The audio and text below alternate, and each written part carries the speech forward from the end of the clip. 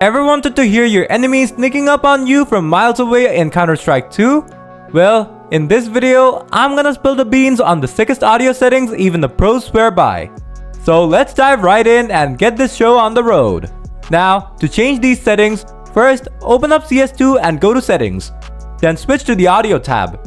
Now, the first thing you have to change is master volume, set it to 100%. Then set the EQ profile to crisp.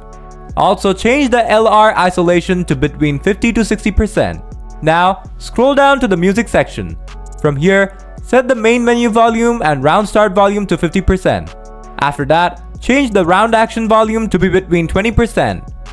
Then set the round end volume to 40%. Now, set the MVP volume to 50%. This is the volume of MVP award music. Next, change the bomb hostage volume to 100%.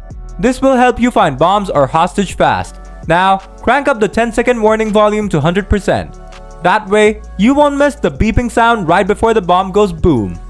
After that, set the death camera volume to 10%. Lastly, set the mute MVP music when players on both teams are alive to know. And that's about it. Now you should hear your enemies from far away.